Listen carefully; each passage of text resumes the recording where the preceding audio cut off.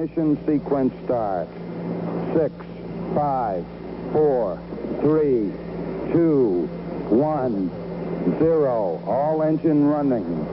Liftoff. We have a liftoff. The upcoming movie Helios will tell the story of a spaceship, the Helios, and its crew during their urgent mission to the International Space Station. When a massive solar flare hits the station, it's up to astronomer and former NASA astronaut Jess and Air Force Colonel Sam Adler to team up and save humanity. My guest is Patti Beninati of Centerboro Productions, the producer of the movie. And Patti, welcome to the program. Thank you so much for having me, Tom. I'm very honored to be here today to talk about our exciting movie. I feel like I should be putting on my very best movie trailer voices in a world, but it's not even in this world, it's off this world. Yeah, it sure is. So tell us about Helios. Yeah, so, there's so many sci-fi movies out there in the theaters and with all the streamers. And sometimes the field is so crowded, it just seems like they're kind of like repeating a lot of the same stories. Mm-hmm. So with Helios, and Helios is the sun god, and we named Helios the spaceship in our film. And I can't give too much away, as you can imagine, because then you wouldn't go see the movie. Well, I would, but but the wonderful thing here, Tom, is that our I would call it a popcorn movie, because it really is. It's for all ages. One of the key things that the movie really tries to portray is what it's going to be like in space for real, not for fake, but for real. This is why we were bringing in all these authentic partners into the film. So Helios really tells the story of a female heroine, and there's not a lot of female heroine stories around. What inspired me is Contact. I thought that Jodie Foster did such an amazing job portraying the life of a scientist in a male-dominated world, and at that time. And so that's how the little seed really kind of to start baking my brain is like, how can we tell the story of this woman who spent so much time being inspired by her father, and then later in life becomes a scientist, an astronomer, and a NASA astronaut. Pardon me. And so Helios is going to be caught in a solar storm. Okay. And I can tell you this, that if you think COVID was fun, having a real solar storm is like COVID 3.0. Okay. It's like COVID on steroids. Now, what do I mean by that? Well, Tom, what I mean is the supply chain system shut down. Everything that we knew that was normal was not normal anymore. So in a solar storm, you can't see the damage, right? Because it's coming through radiation, and a lot of things will shut down, like the banking system and the grid, and everything that's electric and everything in our society will not be the same. So it's a disaster sci-fi thriller action movie that tells the story of this woman who kind of gets duped by a space company, and then they come back to her to fix the problem, which, like I said, I really can't get into too much more than that on the subject. So how did you go about conceptualizing the film? I mean, it sounds like it's a cross between a disaster movie and an action thriller, and there's so many different things that are going into this film. What made you decide on doing a realistic space movie as opposed to being, a Star Wars or something of that nature that's more of the old Western set in space? Well, that's a great question, Tom. And so I think I was inspired also by District 9, if you're familiar with that movie. It was like, if you looked outside your window right now, you would see how an alien invasion movie would really look. And so that's what inspired us, or our producers and myself, is that we wanted to portray something that wasn't like full of CGI, that wasn't full of all these tricks, VFX tricks. We wanted to bring in real players that, like, if you turned on TV, you'd see all these players that were in suborbital space, above Earth, and how space is going to look. What are we going to be doing up there? Who's going to be participating in the new space economy? So the difference here is, yes, it's a sci-fi action popcorn movie, but it tells a story of people that are trying their best in the biggest adversity. And so, you know, it's going to be an action thrill ride. I can tell you that. There's going to be a lot of suspense and a lot of action. But at the end of the day, you know, the story really is all about Jess Denver and Adler. So talk a little bit about your background and about Centerboro Productions. Yeah, so it's funny because, I mean, I started back in New York City managing rock bands, and I started doing video, and I transformed into film. And so for me, my whole inspiration is space. And I can remember when I was young, my mother let me go see Star Trek, and I came out hysterical crying. And it touched me when I heard him say, space, the final frontier. And that's where it began for me. I am a total space geek. I'm very close with the folks at NASA and a lot of other space companies. And we have a lot of space content that we're producing. And Helios is going to be really the gem of what we're working on, because we're working on this with a lot of big companies, and it's going to make a big difference. So what are some of those other space products that you're working on? You mean the companies or the space content that you just mentioned? Oh, you mean the projects we're working on? Yeah. Oh, we have a big film called Earthfall, about a NASA astronaut. It's like a $36 million budget. It's huge. It's a huge movie. It's about a NASA astronaut as well. We have some documentaries we're working on. Yeah, and you know, we do mostly sci-fi, horror, and action. You know, that's what we normally work on. Now, space entrepreneur Robert Farbach is your executive producer, and that's got to be helpful. How did you get him on board? He's fantastic. I got to tell you. I found him on LinkedIn. Wow. Can you believe that? Social media to the rescue. I was like, oh. So we started chatting on LinkedIn, and you know, he's got like 30 years experience. He's incredible. And he knows all the companies. They know him. He owns a whole bunch of companies. He used to work for SpaceX. Mm-hmm. I mean, that's incredible. Like, he knows all the players. So he helped us onboard a lot of the partners that we're bringing on and we have on board. You have lined up some heavyweights in the commercial space industry as well. Among them, and this one is kind of a big deal, the Orbital Reef space station is going to be the backdrop for the movie. Obviously, Orbital Reef is not in orbit yet, so tell us about how that's kind of all going to work. Well, because the movie is set in 2030, right? That's when the space station comes up. Mm-hmm. So I can't give too much away. Because I really am not allowed to, but yeah, Orbital Reef, big deal in the movie.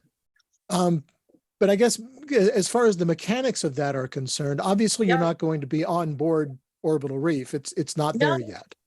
No, in the movie, yes. Yeah, well, in the movie, yeah, I understand your setting is on the Orbital Reef, but I guess what I'm trying to get at is there going to be are they producing some kind of a mock-up for you to use for a set? Yes, exactly. Mm-hmm. So that's cool, and maybe you'll get a chance to get an idea of what it would be like to be there, even though you still have gravity. Oh, we already know. It's- Yeah, we already know. So it's great. So Yeah, you we- announced it. Go ahead. What'd you start to say? No, we already know, but we Yeah. can't really talk about it right now. Well, let's see if we can talk about this, because you made an announcement at Satellite 2023 that you've also lined up ULA and the new Vulcan rocket to be part of Yeah. the film. So tell us a little bit about that aspect of it. I am so excited, Tom, about ULA, and I'll tell you why. Because I met Jessica Rye, who's working at ULA, United Launch Alliance, for many years. And I was invited to one of the last launches at NASA for the shuttle. And I was then brought back to see a weather launch by United Launch Alliance. So they gave me an exclusive tour, and they took us up to the rocket, the Delta rocket, and I saw the Vulcan rocket sitting there. And I was like, oh my golly gosh, this is the most incredible experience I've ever had. We went up to the top. There was like all these guards and Secret Service and FBI guys, and they had guns. And I was like, oh, this is like out of a movie. This is so cool. And then they brought us to the mission control room. And I said to myself in my head, I know I'm going to be back here. I don't know why, but I know I'm going to be back here someday. And here I am. Robert and I and the other producers thought it would be really great to take our spaceship, the Helios, put it on the Vulcan rocket in the movie and shoot it up to space. The most impressive global company with 100% mission success. That is a gem of the United States of America. That company is just brilliant. And I'm so deeply excited to be a part of working with them on some special, really marketing ideas that we're working on. The same thing that we're doing with Orbital Reef. We're working on special launches with marketing for the movie. But this ULA will be featured in the movie. So basically, just to clear it up. So we've got a rocket launcher. We've got a space company that has the spaceship. We've got the Orbital Reef, we've got the satellite company, which is a big component, and we've got the ground station. So those are the only space companies that will be featured in the movie, other than the traditional, marketing that people do for movies with other prospective branding partners. So that's why it was important for the producers and myself to make sure that we portray space, what it's really going to look like in 2030. Not fake, but real, because we wanted to make sure that people will get a sneak peek of how it's going to really feel. There are companies out there. There's a producer on our team that's working on another space station, which I'm not going to bring up at the moment, but they're going to do fighting in space, wrestling. They're going to be doing entertainment, hotels. So there's a mixed hybrid approach.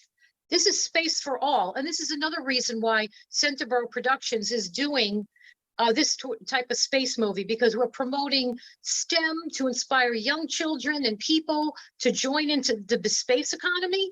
And we're also, portraying the fact that there is another way in which to save Earth with creating a new space economy.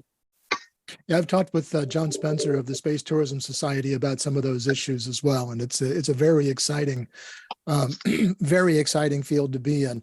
I'm talking with Patti Beninati of Centerboro Productions on the Ex Terra Podcast. Take a moment right now to click subscribe to be sure you don't miss any of our podcasts, or if you're watching on YouTube, any of the videos from Ex Terra, the Journal of Space Commerce. Now, in your ULA announcement, you mentioned that the movie highlights the use of a reliable launch vehicle that lofts the main character and her space plane into orbit. You mentioned that you have an agreement with a space plane company. When you make the connection between Orbital Reef and Sierra Space, that almost draws a direct connection to Dream Chaser. Probably you can't tell me, but you can see where people might draw that inference. Absolutely. Well, I will say this, that we are talking to several other space companies. We have not made a decision yet in terms of who the space plane company is going to be. We have all the other categories figured out: the launcher, the satellites, the space station, the Orbital Reef. We're partners with Jeff Bezos on the Blue Origin Orbital Reef. We're partners with the United Launch Alliance for the rocket, but the spaceship, not yet. Why? Because this is a very key component of the movie, and we want to make sure that we get it right and portray it properly in the film. So when does filming start? And more importantly, when do we get to go see it? Oh, thank you for asking. I'm so excited to share that. So yeah, right now we're in pre-production. So there's a lot of things going on. We're making a very big announcement this week, which I can't share, but it's going to be huge. We just made the one at the satellite with respect to United Launch Alliance. Now we're going into a different category of an announcement with cast, director, and as soon as all these things are locked up, we're going to try to film probably in the later part of 2023. I mean, you know how films go. Sometimes things get pushed a month or they go earlier, but we're anticipating to try to go at the end of this year, and you'd probably see it in the theaters next summer because, you know, and we're going to shoot it in probably a very warm kind of climate, like we're looking right now at New Mexico. Because a lot of these space companies are located in the Mojave Desert. So we want to portray what it's really like, you know, for these companies. And probably obviously we're going to be filming in Cape Canaveral or using B-roll footage for those scenes that are there. But as I said before about the United Launch Alliance Mission Control Room, I know they filmed Transformers in there, I was told. And I will tell you this, you're going to see that control room in our movie too. It's going to be very exciting. What are some of the challenges that you may have come across, and maybe you haven't, of finding a distribution outlet to put a quote unquote realistic space movie in theaters? Are the big production houses and such interested in the movie? Or are you finding maybe there's some resistance? No, I mean, this will be a movie like you see, you know, Mission Impossible or, you know, or any Armageddon or any type of, you know, sci-fi action thriller movie. It's the same category. So we're not going to have any challenge whatsoever. As a matter of fact, we have something working, which I can't really discuss with you, which gives them the right to pick the movie up first. But we're gonna be having some great choices, so I don't think that's going to be a problem. But you know what? Every filmmaker has challenges with distribution and studios and where they want it to be seen. You want it to be seen in several thousand, you know, movie screens across the world. With COVID, a lot of things have changed that now. So streamers are looking very attractive to filmmakers these days. So we're leaving all of our options open on the table, and we're very flexible about where we want to show this film. All I can tell you is it will have very heavy duty cast, and it will have a great director attached. Patti, what are some of the challenges of making a movie about space without being able to be in space? Oh, that's a cool question, Tom. Well, you know, it's funny because a while back we were talking to a space company, and they were doing a test to go suborbital, and they offered us to put cameras inside with the NASA astronaut, and then we would take that footage back and put it in our film instead of making it up with, you know, visual effects, CGI, all that kind of stuff. So, you know, those kinds of things are hard because, you know, you don't want it to look like all manufactured. You want it to have a nice, realistic look and feel. And our director has that style to bring to the table, so that won't be a challenge. But I think, like, I don't know if I mentioned this before, but NASA introduced us to a lovely NASA astronaut, Garrett Reisman, and he was a commander on the International Space Station, and he went through the script and helped us tremendously, showing us the difference between science fiction meets science fact, right? So we had to make, as producers, we had to make that distinction of what line we want to cross to, to really, make it more realistic or make it more, science fiction. So that's kind of like what we're working with the director right now. So these are challenges that every producer has, and especially working in space movies. We also have a company called WonderWorks. They're on the NASA website if you go on there, and they're located in California. And we're going to be using them to emulate a lot of the components of the space station so that we can make it very real. I guess you can tell, Tom, that Centerboro Productions is dead serious to deliver a product that is not all fake. We just want to keep it real. We want people to get a sneak peek of what it's going to look like in 2030. And we want to bring partners and vendors to the table who can help us make it look really good. But it's a sci-fi movie. So, there's a particular line that has to be drawn so that people will really enjoy a great popcorn movie. When you talk about the realism, and we think about how science fiction often has a way of becoming reality. But as you're probably aware, on March 12th, astronomers witnessed a coronal mass ejection, of which debris just reached Earth over the last few days. So is this a science fiction movie or is it a docudrama? No, it's a science fiction movie. But, it just, see, the thing is, people just take space weather for granted. Mm-hmm. We just had an asteroid fly by, right, last night? Yeah. Do you realize that was the size of a city? Okay. Mm-hmm. So there are, if you listen to folks like, Michio Kaku and Neil deGrasse Tyson, these genius guys who I deeply admire, and they inspire me every day. And you talk to astronauts like Garrett Reisman, who hopefully we're going to work with him when we get closer to production.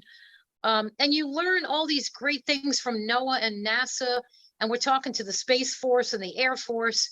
You get to learn so many incredible things that could happen to this planet. And asteroids and solar storms are realistic, and they can damage us in a very serious way because we live in a digital economy. And being in a digital economy is a very, very gentle, it's a gentle way to live, because one little thing and we get knocked out of the box. So this will knock out basically the way we live, and it could throw us back to the Stone Age if you really think about it. So this movie, it's just really showing how people respond, and how they join together in a time of deep adversity. So it's a beautiful story. It has a love story component to it. It has coming together, all the companies coming together to help save Earth. And it tells a story of a lovely woman who, loves science and space and astronomy. And she invented something and it was taken away from her.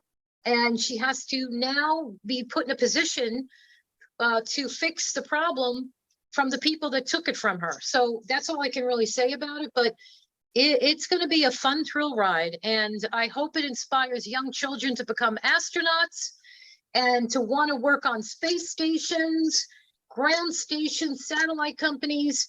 That's what I'm all about. I want to inspire young children. That's really what it's all about for me. Because I see the joy in their face. When I was down at Kennedy Space Center, I see the joy in their face when they see this, all these astronauts.